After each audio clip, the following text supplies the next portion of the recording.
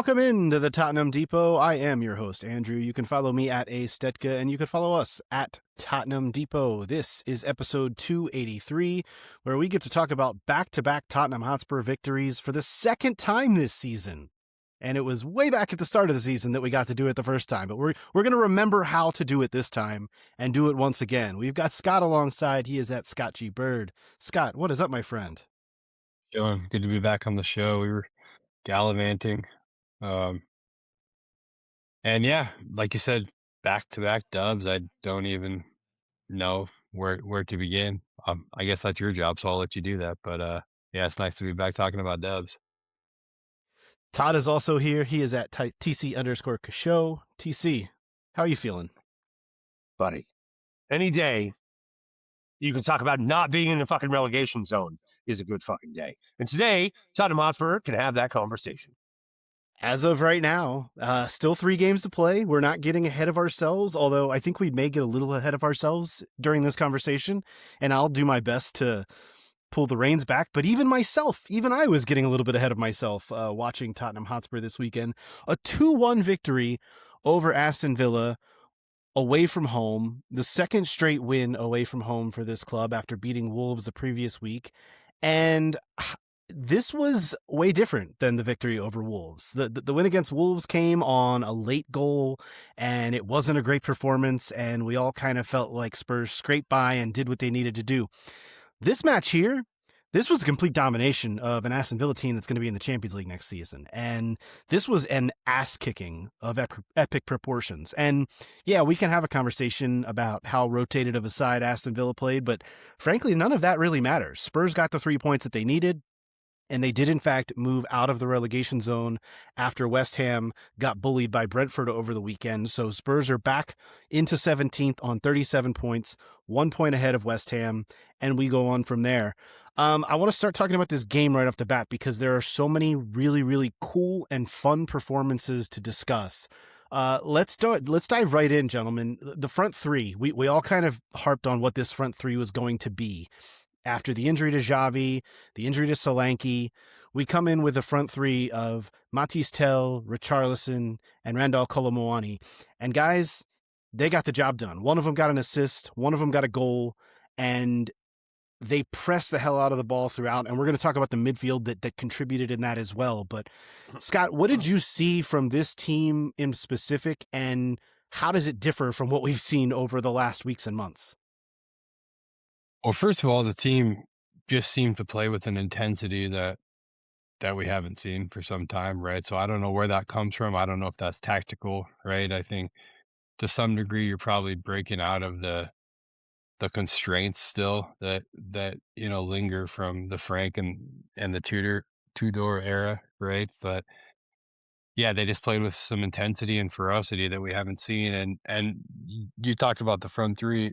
Kolo Muani and Tell really did a good job of just offering outlets and being that first pass out of the press for guys like Gallagher, etc. Right? So just that like inverted striker presence from those two really benefited, I think, the press overall in the midfield, which I'm sure we'll come on to it, but the midfield was just phenomenal in this match too, and I think that's where kind of everything stems from.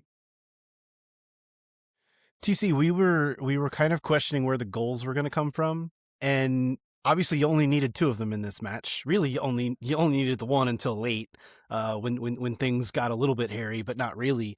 I'm so wilded by this press, and that was really where this whole thing stemmed for me. And it started with those guys up front just not allowing Aston Villa to breathe for a second. Like, Aston Villa wanted to play out the back, and they wanted to try and matriculate the ball down the field, if you will, and they just couldn't do it. They were absolutely swarmed throughout, and it made for what was an exciting and kind of laid back watch, if you will. Like, this was comfortable, which we have not had. I was never comfortable. I'm a Tottenham Hotspur fan. Fair. We were poised. We showed poise for the first time this season for an entire match. Now, it soured a little bit with the Buendia header at the end. That was a banger of a goal. I can't really take it away from the guy.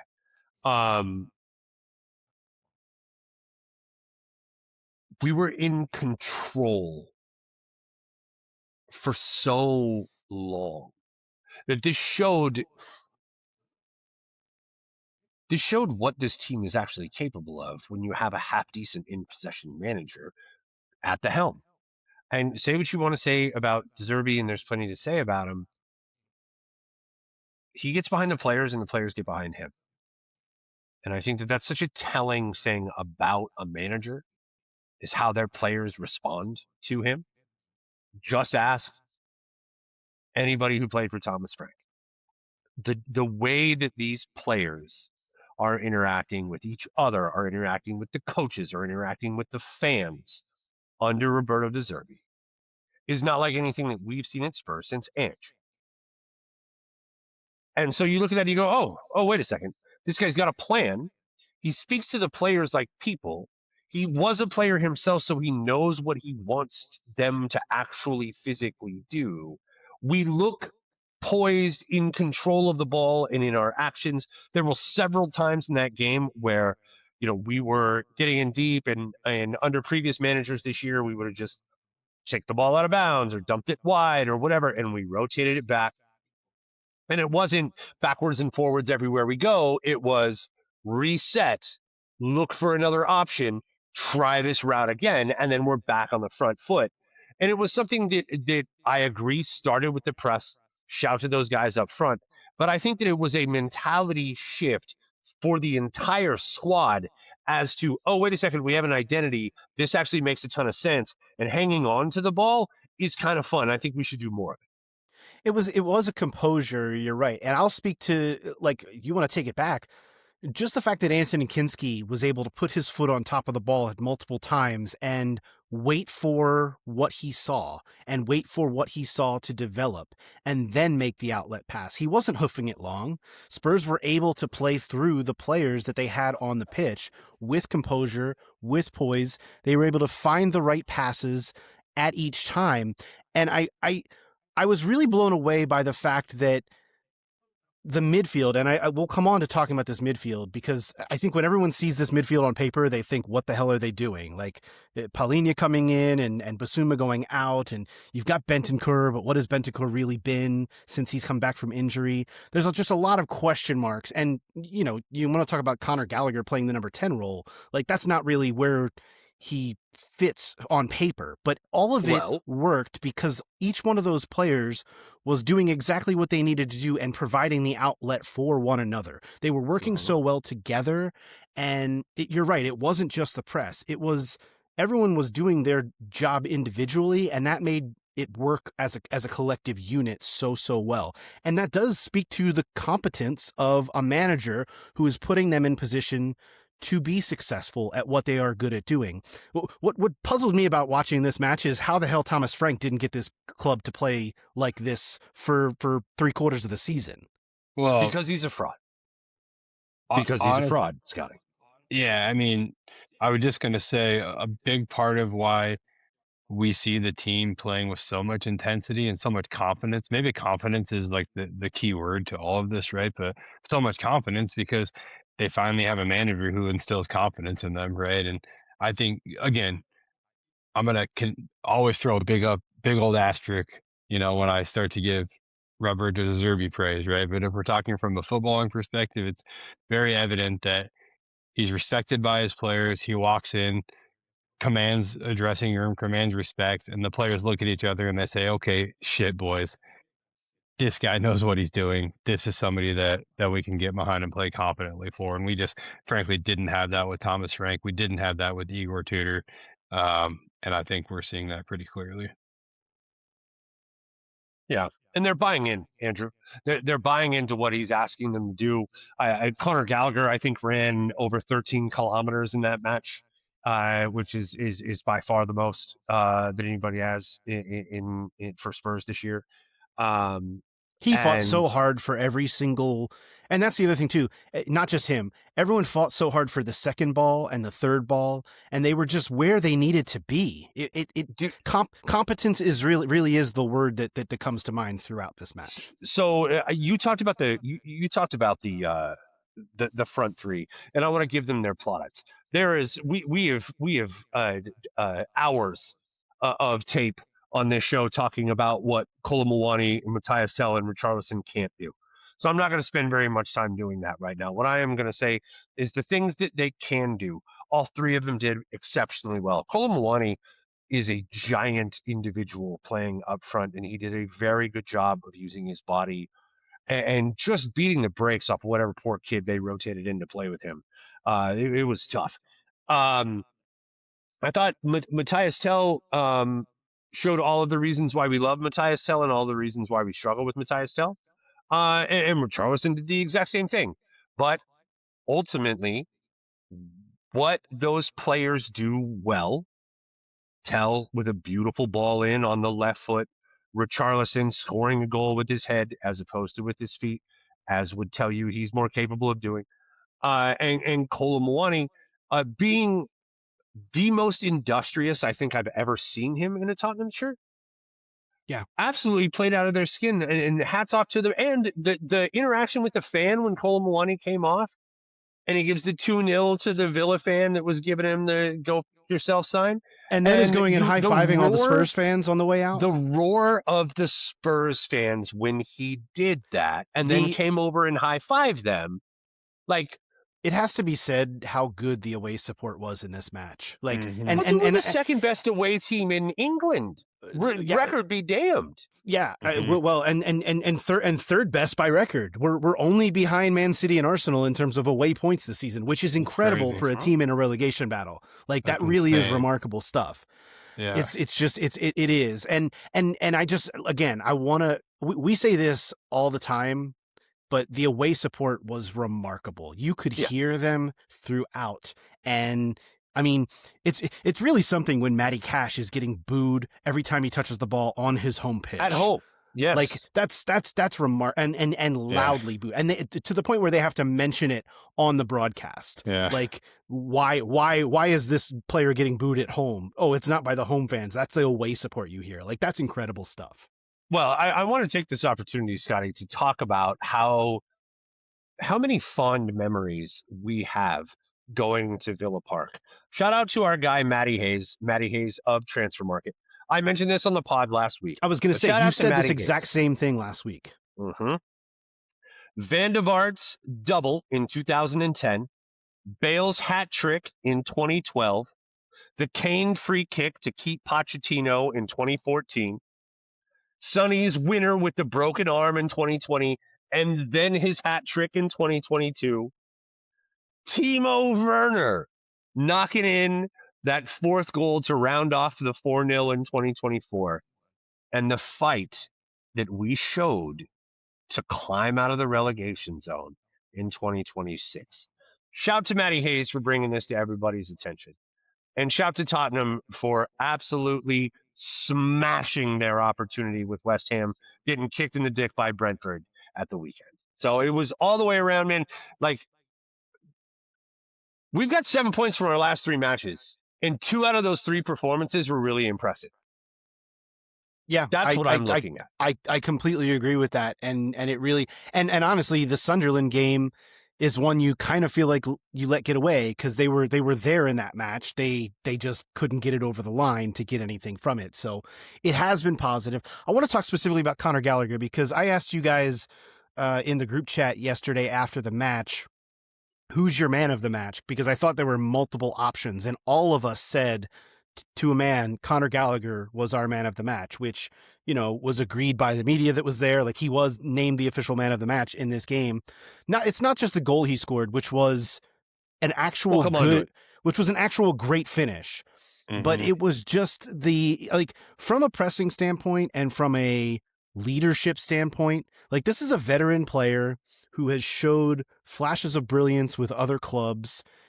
This looked like the Chelsea Conor Gallagher on the pitch yesterday. And if this is the guy that we are going to be able to unlock going forward, I mean, the Spurs got rightfully blasted for what they didn't do in January. But what they did do is they went out and got a player that they thought could help them in the moment.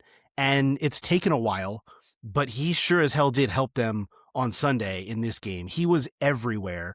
And it wasn't just the goal that he scored, but it was the pressing and it was being in the right places at the right times. He was just constantly pestering Yes. and being a nuisance. And it was exactly what they needed. They needed that energy, they needed that spark, and he gave them that buzz to be able to just pester and pester and pester until Villa just threw their hands up and couldn't take it anymore. Yep.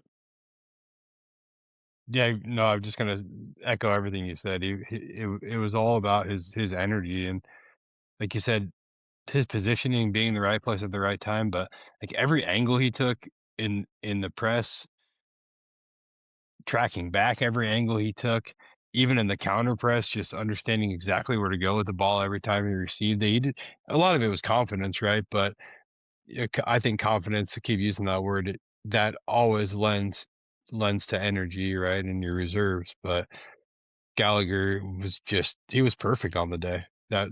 And like you said, if we can get that type of Connor Gallagher next year with the James Madison, with the Dejan Kulusevski, the pieces that we have, a Mo Kudus, there's a lot that we have to work with, but we're going to need Gallagher to be exactly what he was yesterday for it all to click for me.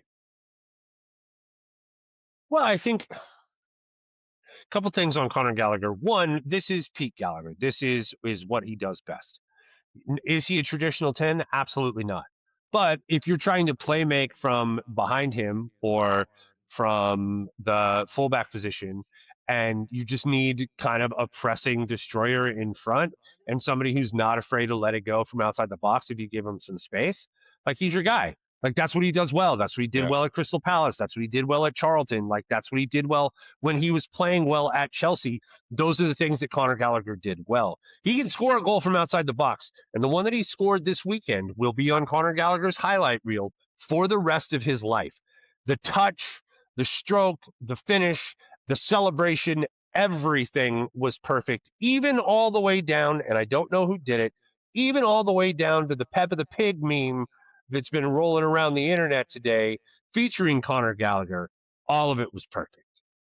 I don't have kids young enough to have caught the Peppa Pig wave. Oh, it's brilliant. But man, the memes this week, just chef's kiss, all of them. I love them all. Mhm. I love Peppa Pig has torn the ACL, leading into Peppa Pig is in the stands flipping the bird to all the Villa fans. Like I loved it all. It was so funny. Incredible stuff. Great stuff. I think that the Gallagher energy that was brought to the pitch was what also inspired everyone else. I mean, we saw Rodrigo Bentancur being peak Rodrigo Bentancur, being that positional guy who can recycle the ball and be in the right spots. We saw João Palhinha throwing in tackles and getting up and pumping his fist for winning the ball. Same with Pedro Porro. Like the energy that was exuded from these guys carried throughout the rest of the 11 players on the pitch. And no one in this game for Spurs had an actual bad game. We can talk all we want about the things that Colomwani or Tell or Richarlison can or can't do. I mean, Tell needs to learn when and when not to shoot the ball and how to finish. Same with Colomwani. But man, it's really easy for Richarlison to score a goal off his head when Tell places it there with a brilliant cross. Like the things that they can do outweighed all the things that they cannot do in this match. And I think that the more and more confidence that they're able to play with over these final 3 games, and the more and more that De Zerbi is able to set them up from a tactical standpoint in order to be their best, I really do think that the sky can be the limit over these final 3 matches to be able to, comfortably avoid this relegation battle. Well, for Matthias Tell, though, real quick, that the nine's going to be an interesting conversation and an interesting topic and decision for Roberto De Zerbi going forward too. So I think he has an opportunity over these next 3 games to at least put his name in the hat, but the finishing's got to come. But you beat me to it though, because I wanted to talk about Paulinho too. I think not only was he a man possessed in this game, and you mentioned Pedro Porro, like those might be the 2 guys who are pretty top, maybe top of my list of guys I don't really want to run into on a bad day, right? They just got a little bit of a crazy side to them. But Paulinho, not only was he a man possessed and just phenomenal, but the tactical approach from De Zerbi too. to kind of sit in that 3 in possession, right? But then protect the back 4 out of possession. So someone we all know mentioned that it reminded them of the Eric Dyer under Pochettino rule, right? But Paulinho was really, really important in this match too. I think he allowed everybody around him to have the types of performances that we saw from them. For the record, João Paulinho is a better defensive midfielder than Eric Dyer could ever Oh, dream to be 100%. in his No wildest question. of dreams, and a far better Portuguese speaker, and all the way around, João Paulinho gets the dub. No, I was fortunate enough to watch it with San Diego Spurs at Fair Play, and my quote on the day was, "We're playing the fuck shit up midfield," and that is when you play those Mm-hmm. three guys together. That's what you're fucking shit up. Yeah. And that's exactly how we played. My fear is how injured Rodrigo Bentancur is. My fear is when we play a team that won't get pressed. Villa look like they made 7 changes and were leggy as fuck in the middle of a European semifinal. That's what they look like. Yeah. We took advantage. But I don't know that Leeds is going to play that way. Leeds is going to come right at you. How's De Zerbi going to handle that? Yeah. I don't know what the fuck Chelsea's going to do, to be entirely candid with you. They're terrible. Everton just drew with fucking Man City today. So Bob's your uncle there. Yeah. I want to address real quickly before we move on to looking forward. I want to address the Villa rotation of players because, Todd, I know you like to bag on media for narratives. I saw so much bullshit from pundits and the like this weekend about, Spurs were being gifted something this weekend. Spurs were not gifted shit. They went out and earned 3 points in this game. I don't care. Nobody mentions the fact that Spurs are playing 11 or 12 rotated players due to their injuries. Nobody's mentioned that. And Villa have their focus on Thursday. They have to play Nottingham Forest in the Europa League semifinal, and that's important to them. They would like to go win a Forest trophy to beat this the year. brakes off of Chelsea today with a rotated side themselves.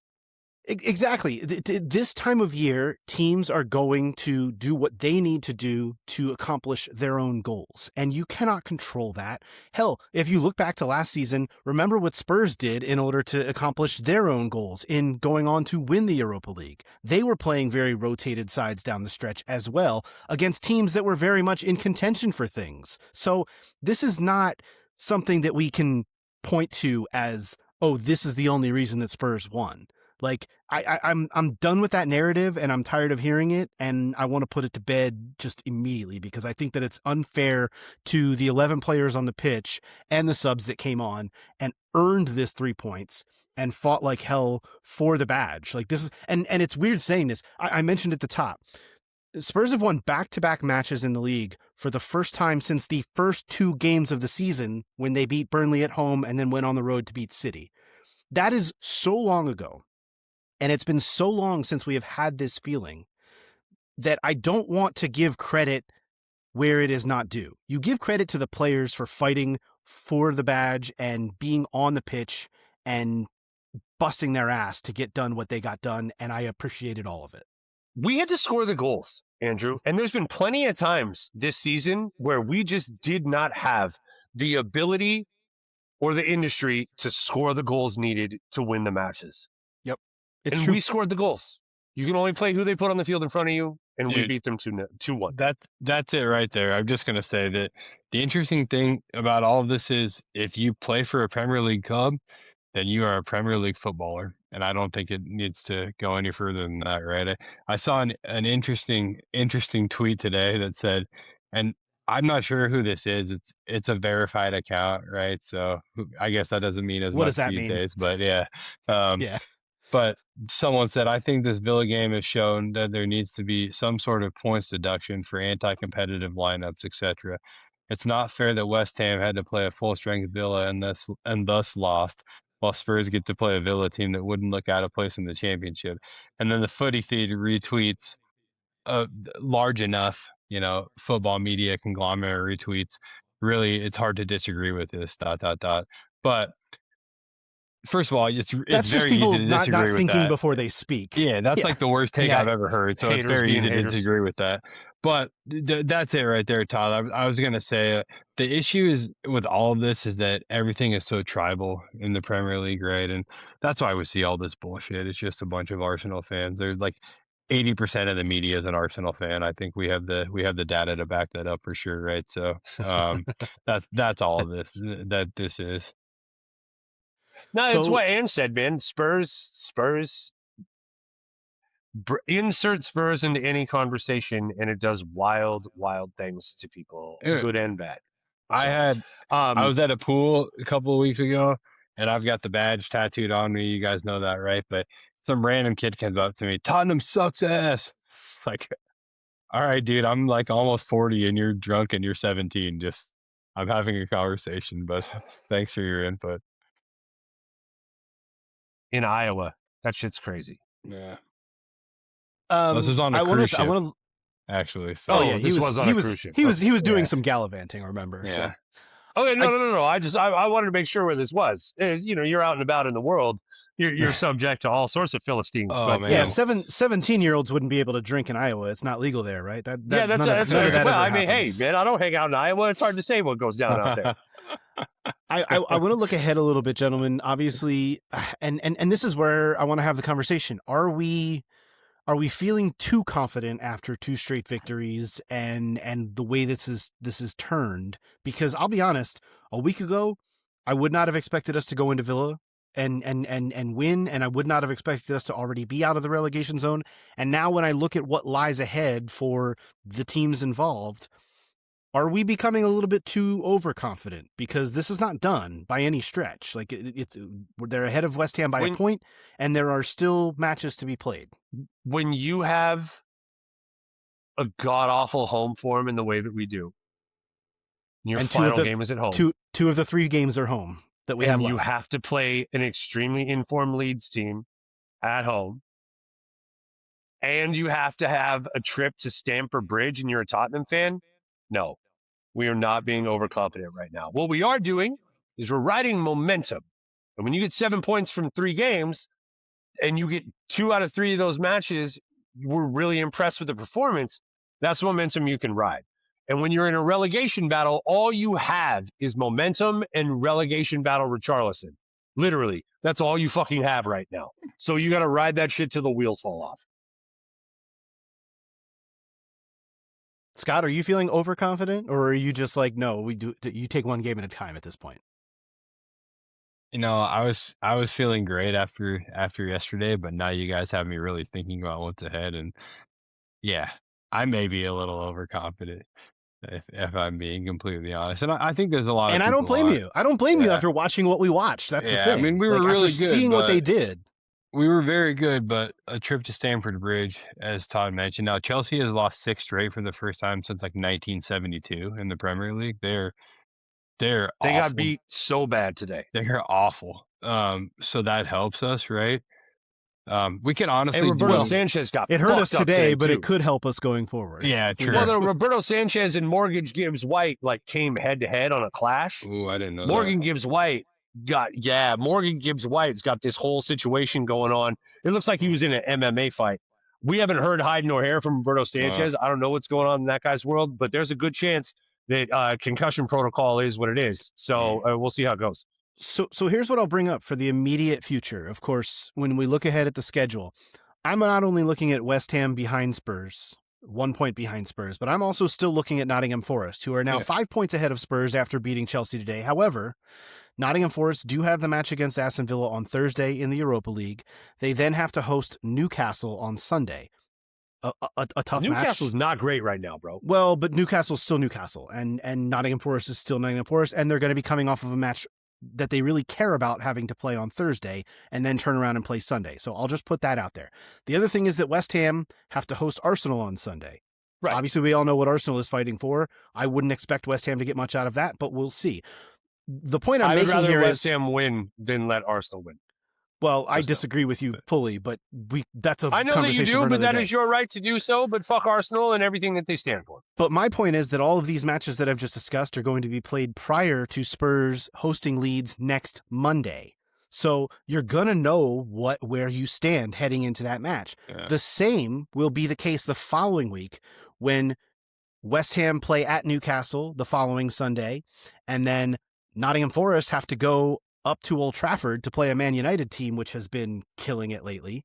So both of those matches will be played Sunday, May 17th, and then Spurs will get to face Chelsea at Stamford Bridge 2 days later on the 19th, on the Tuesday, and Chelsea will be coming off having played in the FA Cup final on the Saturday prior. So a game that they will obviously be a little bit more focused on rather than their league position and rather than facing Spurs. So I'm just saying, for these next 2 match weeks, as we barrel toward the final day of the season on the 24th, there is a slight advantage for Spurs in terms of they will know where they stand going into the match.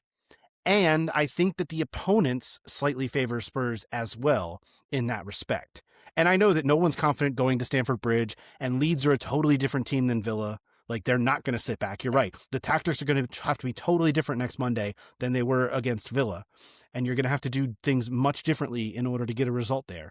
However, I now at least have the confidence that they've learned something about themselves, they being Spurs, and that not only that, they will know what is in front of them going into these final 3 matches. They'll know what they need to accomplish, which I think gives them a leg up to some extent as well.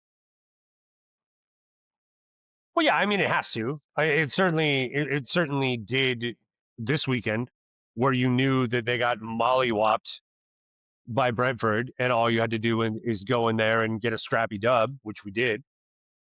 And I think our goal difference is like +8 on them right now, or something like that. And you're looking at Nottingham Forest. I am not. This is a 2-horse race. And if we beat them, I could give a fuck what Nottingham Forest does. I tend to agree with you in that respect, you know what I mean? but I just want to point out that, like, they are still within range and they have other focuses. They have the Europa League that they're focusing on as well. I mean, in all that's well and good. I saw somebody who did some fucking magical math, and Nottingham Forest did all the things right, and Newcastle was the one that somehow slipped into the relegation zone because they're playing so poorly right now. Now, I think that's utter hogwash as well. Realistically, as a Spurs fan, I don't care. I just want to stay out of the relegation zone. Like, my entire focus is next season. Look what happened to Manchester United this year. Okay, they had no Europe. They still started the season with an absolute train wreck of a manager. They were able to spend some money in the offseason, bring in some quality players, make a move on a managerial change that is for the better, and they're in Champions League places or right thereabouts. So I look at that and I go, why not Tottenham? We get a bunch of players back healthy. We don't lose a bunch of players jumping ship because we got relegated. We make some moves in the summer, and all of a sudden, our not having Europe but staying in the Prem bodes really well for us to make a charge at a Champions League spot, potentially an FA Cup in a similar vein to like Chelsea. So I think the bottom line here is we have momentum. We're in control of our own destiny. We're out of the relegation zone. We own the goal differential. The only thing that I'm worried about is fucking beating West Ham. And to relegate West Ham, Yeah, while we're staying up, just to show once and for all that there are levels to this game, would make me so incredibly happy. no, you're 100% right. That would make it a certain level of extra sweet there to make it West Ham that goes down. That would be pretty damn cool. For the London Stadium to be a championship stadium would just be Perfect. It perfect. should be.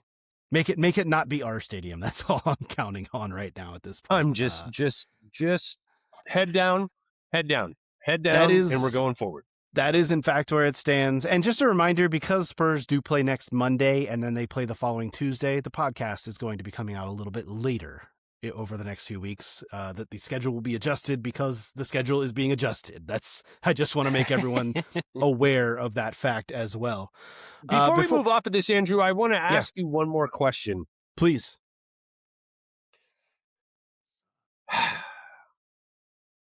There are going to be a couple of games over the course of the rest of this season that require a Well, a certain attacking flair, a distribution capability. And for the past few matches in a row, one James Madison has been out on our bench. Do you anticipate seeing him before the end of the year actually make a comeback in meaningful minutes? Or is this simply your vice captain is back in the team and training and part of the squad? I tend to think it's the latter. I don't see meaningful minutes for James Madison. Perhaps cameo minutes toward the tail end is possible. But man, I've seen the photos of the difference in size of his legs in recent weeks, and something just seems like it's not quite all there yet. Oh, you mean like he had ACL surgery like 9 months ago, bro? Exactly. I think the rehab is going well. I think he's making his way back, but I don't know for sure that he's ready to contribute in any kind of a meaningful way. I'm not a doctor. Even if I was, I have not examined him, so I wouldn't really know the answers to this, but based on what we know and what we don't know, I would guess that he's probably not ready to make a meaningful contribution as of yet. I heard tell that he was, cleared for full participation in matches and everything. I've heard this as well, but we don't know What do you think, Scott? We don't know who's saying that. I don't know that we have Scott right now. I think Scott's having some internet difficulties. So some Iowa difficulties. Yes, it sure does. So I wish we could get Scott's opinion on it, but I just don't know that. I don't know that he's present with us right now. Do you think we see any personnel moves before the end of the year that are maybe unanticipated? Right. I don't. I think this club has what it has right now. I think that they're just trying to hang on. I don't think Vicario comes back. You know what? That is an interesting conversation that we should probably have. If Vicario is fit to play over the final 3 matches, do you think he just waltzes back in over Kinski? Fuck no. No, he's not good enough. You're totally like, I want you to look at the stats on how bad Vicario has actually been this season in the Premier League. And if you're completely objective, and you're walking in and you're looking at save percentage and shots seen and how they've gone, you're looking at the analytics of Kinski and you're looking at the analytics of Vicario and your De Zerbi squad, like managerial team. There's no possible and this guy's coming off of a hernia surgery. There's no possible fucking way that I put him in front of Kinski. I'm not going to do it. So listen, you don't have to tell me twice that Vicario is not good enough. I've been saying that since ever. A long time. I think there's an added element to this with all the rumors that he's already agreed to personal terms to depart this summer. Yeah, right? I think that does add a little bit of something to this conversation as well. I do think we know that Kinski is likely to be here going forward. Whether or not that's as the starter, I think depends on whether or not this club stays up. But yeah, if we go down, he stays as the starter in the championship. If we stay up, we bring in and that's something that we've discussed. Van Bergen from Brighton. Right. And that's something that we've discussed ad nauseum. So I don't know what the answer actually is, whether or not Roberto De Zerbi would stick Vicario back into the lineup or not, but I would lean toward not doing so because I think that Kinski do you see anybody else coming in?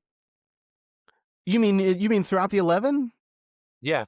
I think it just depends on injury at this point. I think it just depends on who's healthy. What I'm saying specifically is do you see anybody coming back from injury? Are we going to see Dom Solanke? Are we going to see... No, I don't think we're going to see Dom Solanke.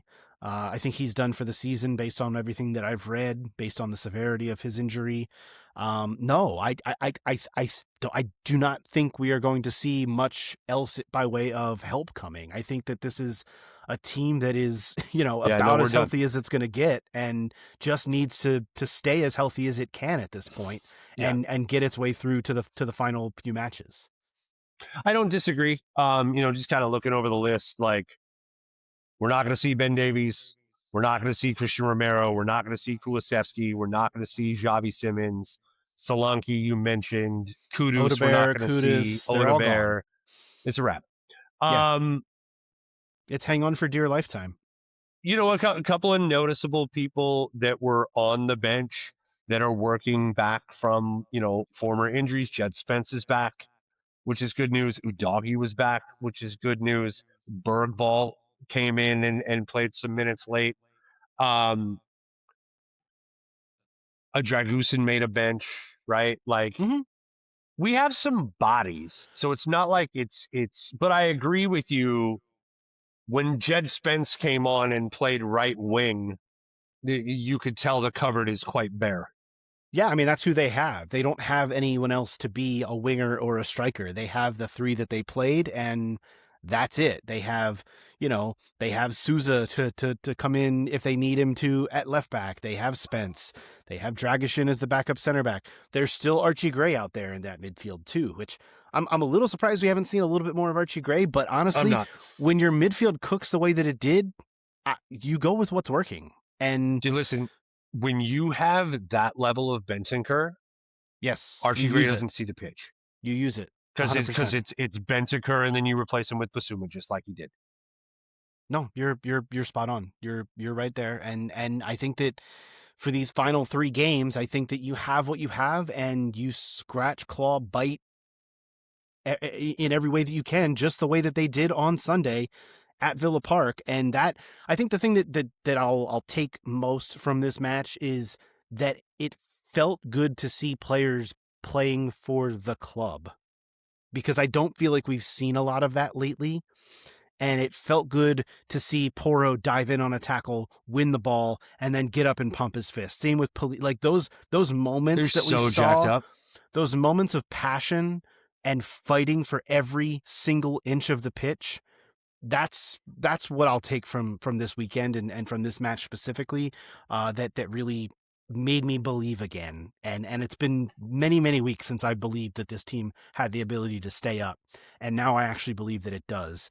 And I don't want to have to eat my words in 3 weeks, but I don't think I will. I do think at this point this team has the ability to stay up. I agree with you completely. As the folks watching on YouTube, tell your friends. Will clearly see. But to that end, you kind of have to take it one game at a time, right? So the next game for 100%. Tottenham Hotspur is 12 p.m. Pacific time against Leeds at home. Leeds, who have 3 wins, a loss, and a draw in their last 5, just beat Burnley at the weekend. Dominic Calvert-Lewin is doing Dominic Calvert-Lewin things. We know his strengths and his weaknesses. I like Big Kevin Danso. Shout out Big Kevin Danso, who had a monster fucking game at the weekend. I like Big Kevin Danso's chances in that match, but still, Leeds is capable, Andrew. Yeah, they are, but so are we, and we'll see what happens. Before we get out of here, my friend, I do want to touch on Spurs Women, because it was actually a really big news week for Spurs Women. There are Yeah, a lot lay it on of me. departures that were announced this week. We learned that many players are going to be departing this summer. Luana Bowler, Charlie Grant, Josephine Rybrink. Amy James Turner is finally departing the club. She has actually accepted a role with Seattle United as their female programming coordinator and coach, and is going to be heading out to the Pacific Northwest for a new gig there. Kit Graham is also departing the club. She has been on loan all season at Ipswich and is going to be leaving this summer. Club legend Kit Graham. Yeah. Well, And then also, talk the about big burying the lead. Yeah, well, I'm getting there. The big name, obviously, that is departing is the captain, Bethany England, is also going to be leaving this summer, and got a really nice send-off on Sunday, where Spurs Women played their final home match of the season, a 2-1 victory over London City Lionesses, which does clinch not only best of the rest status for Spurs this season, but it is their best ever points total in a WSL season. It was their 33rd point of the season. They surpassed the mark of 32 that they had back in 21-22 season. And this was a match, if you did not see it, it was played very early on Sunday. I did not watch it live, but I went back Not live. and watched it when I woke up before the men came on. This was a match that played out actually very similarly to how the men's game played out. Yep. It was a real ass kicking. Spurs were on top the entire time. There was an early goal from Senia Gopset, which that is a player that you need to keep an eye on. This was her coming out party. She was incredible. She was everywhere and just creating, and scored the goal that got Spurs the early lead. And then we got another absolute banger of a goal from Olivia Holt to make it 2-0. And then London City got a late goal, again, very similar to what Villa did against the men, that did not really matter as much. But Spurs kind of rolled in this one and got a really comfortable home victory and a send-off for the departing players. We did see Bethany England address the crowd at the end of the game. She came on as a sub in this one. I'm really interested in where this club is heading this summer, especially with all of the turnover. And listen, a lot of the names that I just mentioned, Luana Buller, Charlie Grant, Josephine Rybrink, these are ancillary pieces. These are players that have played, but not played a lot, whether due to injury or just being surpassed on the depth chart. But when you're talking about the likes of Kit Graham and especially Bethany England departing this summer, this is a real changing of the guard. And this is a club that obviously earlier this season said goodbye to Ash Neville and is now saying goodbye to Beth England. And there's going to be so many new players come into this club this summer. And I think that this is a really, really important and big summer for the club in terms of turning the page and turning over a new leaf and also getting a little bit younger and also taking just a level step up. And there's also been a little bit of controversy over the decision to let Bethany England go. I mean, I don't think this is Bethany England's decision. I think this is the club's decision to let her go and not offer her a new contract. And it's a really interesting one because I think that there's a lot that Beth England can still offer to a club like Spurs, but that's obviously not the decision that they have made, and they're wanting to go in a different direction. I'm going to flatly disagree with you. I am going to say very kindly that Beth England is a significant part of the reason why Tottenham Hotspur women have been able to take the step up that they have over the course of the last 5 years.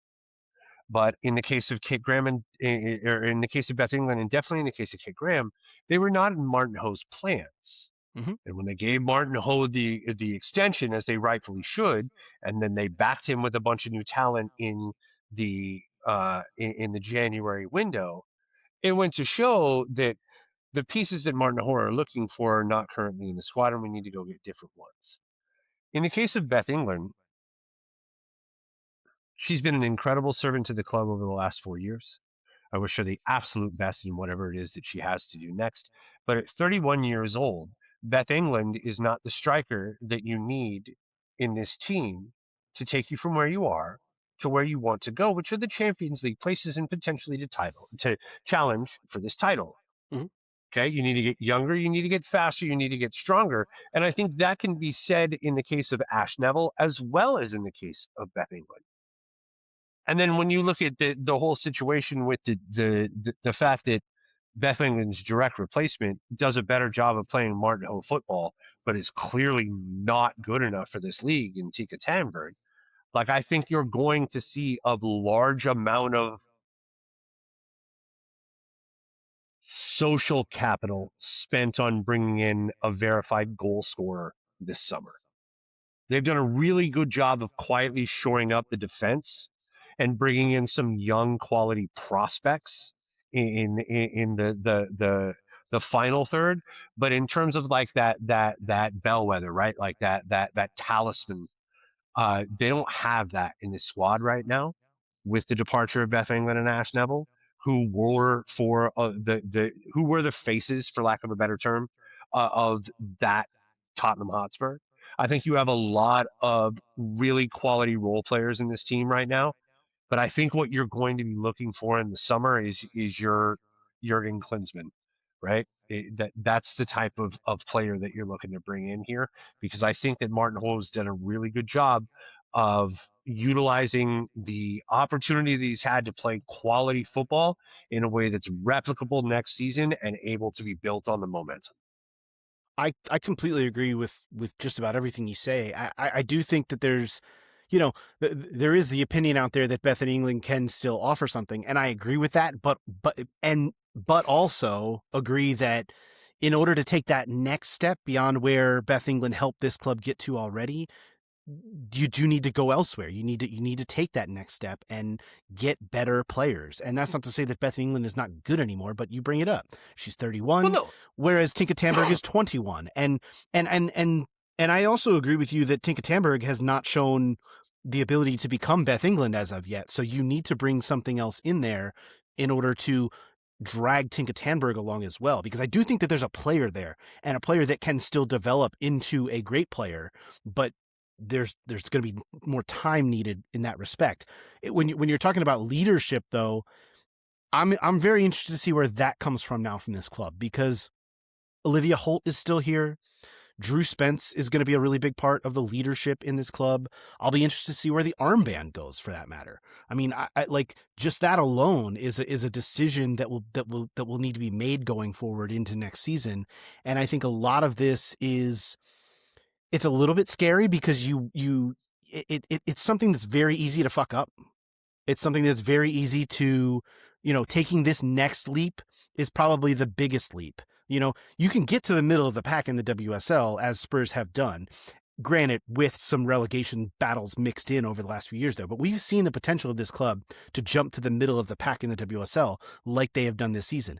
Getting to that next level, to those Champions League places, the gap there is much larger. So the step up that needs to be taken is a much bigger step.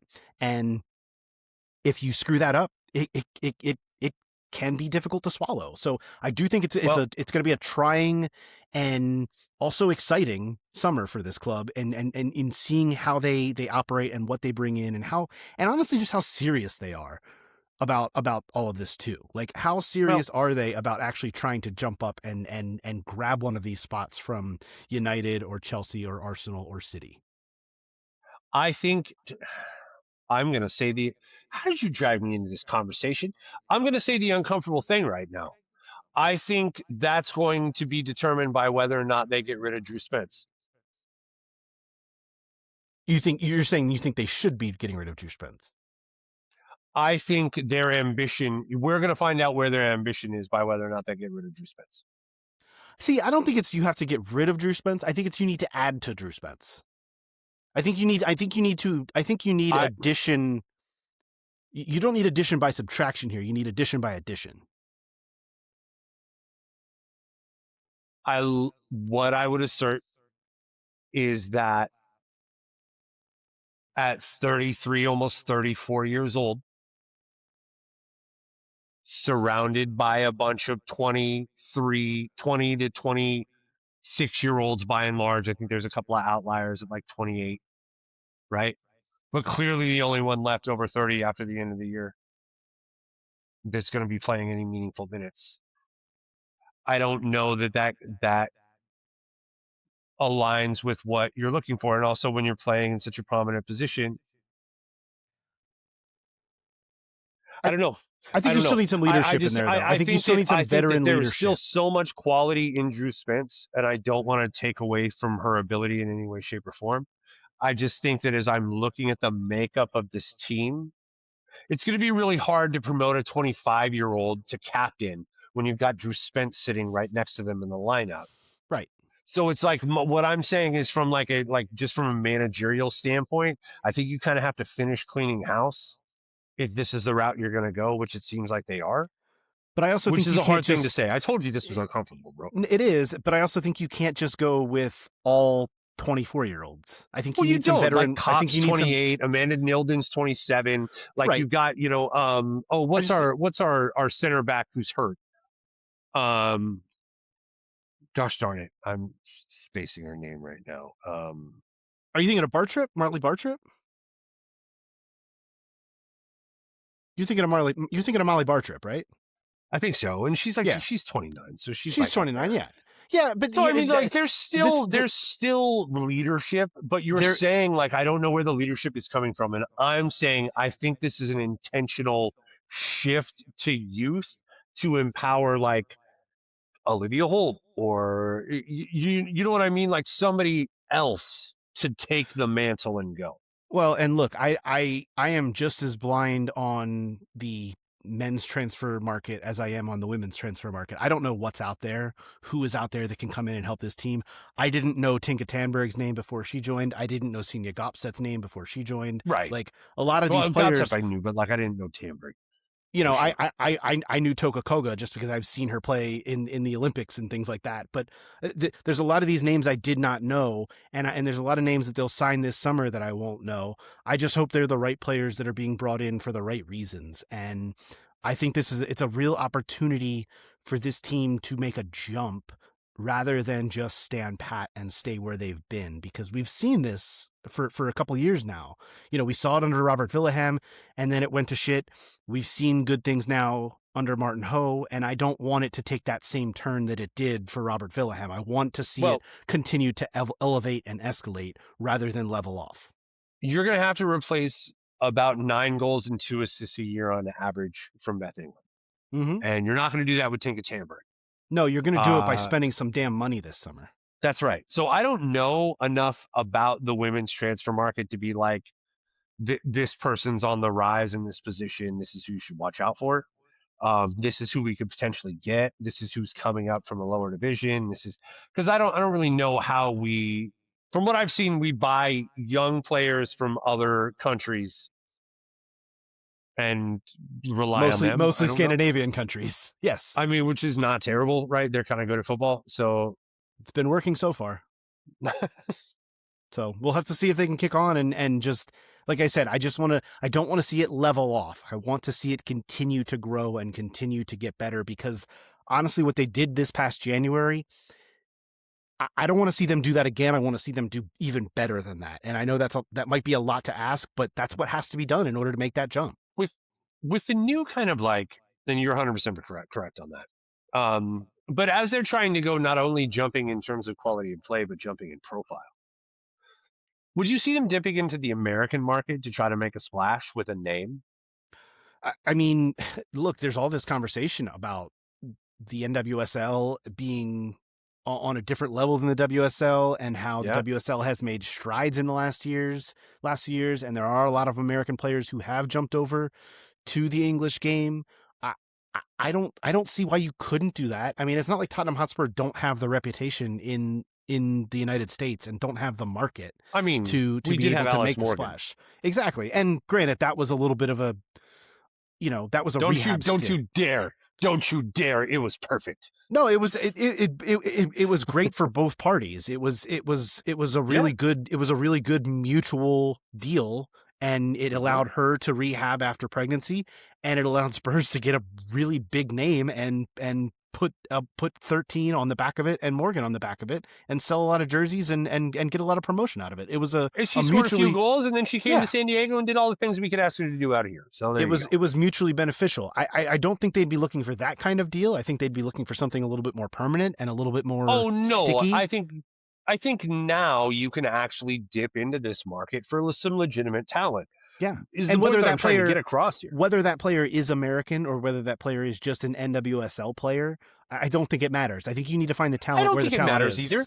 Yeah, I don't think it matters. I think if you're able to come over here and say, grab the up and coming striker from the Portland Thorns, and you're able to, they're Cameroonian or whatever the fuck, it doesn't matter. Get whoever and you're able to sway them over. I think that has enough media pull. However, if you were actually able to come over here and swoop up an American name, someone that plays in the women's national team here, I think that there's a lot to be said about the business savvy of that decision as well. There's no question.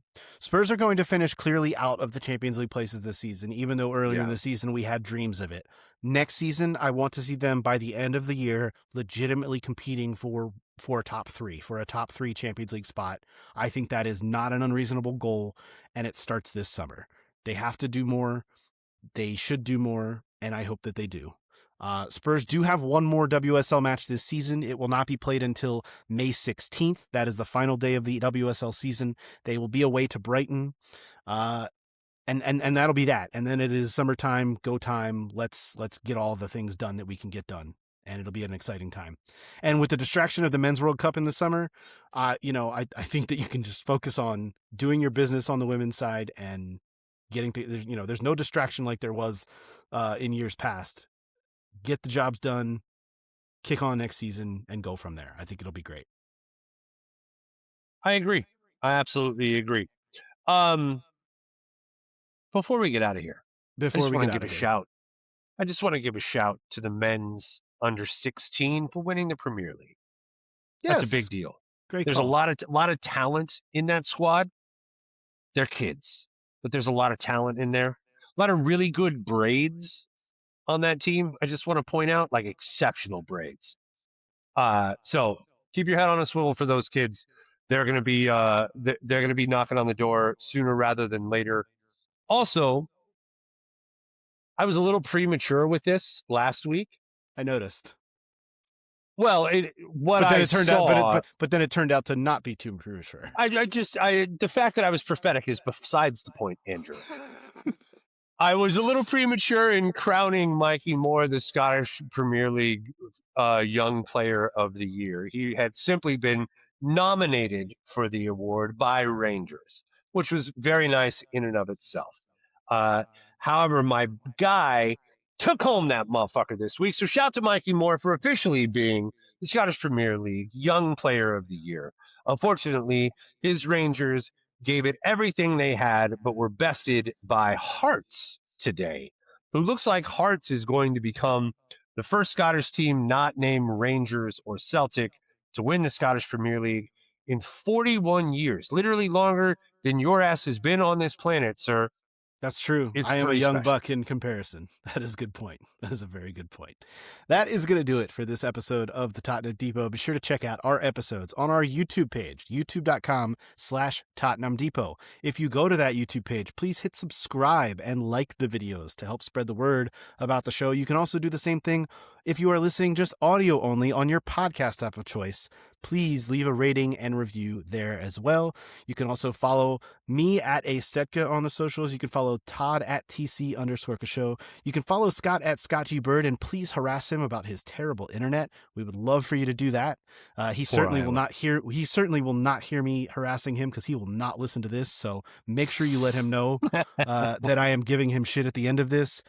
And more importantly, you can follow us at Tottenham Depot on all of your socials. We will be back in the middle of next week following Spurs taking on Leeds next Monday. We'll probably be recording on Tuesday would be my guess. Give us a little time to digest what we've seen over the weekend. So keep an eye out, on your feed for that, and we will talk to you then. This has been the Tottenham Depot podcast. As always, come on, you Spurs. Of course.